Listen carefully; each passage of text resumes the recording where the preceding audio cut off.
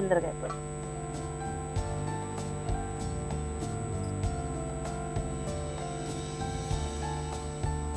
అంటే నేతితోనే తాలింపు వేసుకోవాలి. మన ఇష్టం, నెయ్యి వేసుకోవచ్చు, నూనె వేసుకోవచ్చు. నెయ్యి సాధారణంగా పొంగల్లో మనం నెయ్యి వేస్తేనే టేస్ట్ వస్తుంది. నెయ్యి కరిగిన తర్వాత జీడిపప్పు వేసేసి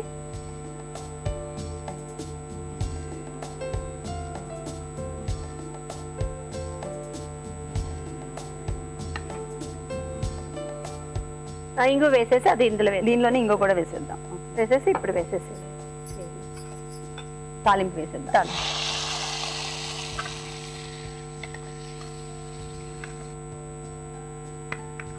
రెడీ అయిపోయిందా? అటుకుల పొంగల్ రెడీ. ఓకే, అయితే నేను సర్వింగ్ బౌల్ ఇచ్చేస్తాను మీకు.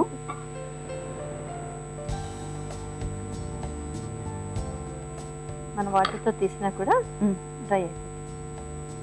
ఆరుతున్న కొద్దీ కూడా మనకి పొడి పొడిగా వచ్చేస్తుంది. అందుకే సాధ్యమైనంత వరకు వేడి మీదే తినేయాలి. ఓకే, ఇప్పుడు రెడీ అయిపోయింది. టేస్ట్ చూడండి ఒక్కసారి. అటుకుల పొంగలి రెడీ. మేడే సందర్భంగా అందరికి స్పెషల్ ఐటమ్.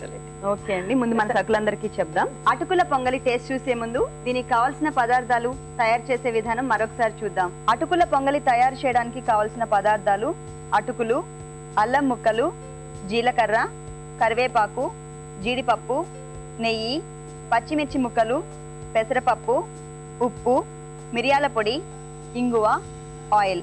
అటుకుల పొంగలి తయారు చేసే విధానం: ముందుగా స్టవ్ ఆన్ చేసి ప్యాన్ పెట్టి అందులో పెసరపప్పు వేసి లైట్ గా వేయించి ఇప్పుడు వాటర్ కూడా యాడ్ చేసి పెసరపప్పు ఉడకనివ్వాలి. పెసరపప్పు ఉడికేటప్పుడు 2 స్పూన్ల నూనె కూడా వేయాలి. ఇప్పుడు ఒక బౌల్ తీసుకుని అందులో అటుకులు వేసి 1-2 సార్లు కడిగి వడకట్టుకుని ఉంచాలి. పెసరపప్పు ఉడికిన తర్వాత అందులో అల్లం ముక్కలు, పచ్చిమిర్చి ముక్కలు, ఉప్పు, జీలకర్ర, కరివేపాకు, మిరియాల పొడి వేసి 2 నిమిషాలు ఉడకనిచ్చి అటుకులు కూడా వేసి కలిపి 1 నిమిషం మూత పెట్టి ఉంచాలి. ఈలోపు నేతిలో జీడిపప్పు వేయించి అందులోనే ఇంగువ కూడా వేసి తాలింపు పెట్టి అటుకుల మిక్స్లో వేసి బాగా కలపాలి. ఇప్పుడు సర్వింగ్ బౌల్లోకి తీసుకోవాలి. అంతే, అటుకుల పొంగలి రెడీ. అటుకుల పొంగలి తయారు చేయడానికి కావాల్సిన పదార్థాలు, తయారు చేసే విధానం తెలుసుకున్నారు కదా. ఇప్పుడు టేస్ట్ చూద్దాం.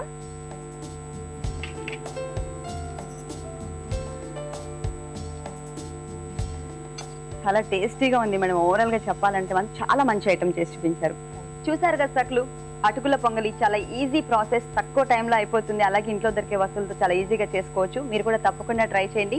మా వంటల సందడి కార్యక్రమంలో మీరు పాల్గొనాలంటే మాకు కాల్ చేయాల్సిన నంబర్ 04023555654 కాల్ చేసి వంటల సందడి కార్యక్రమంలో పాల్గొనండి.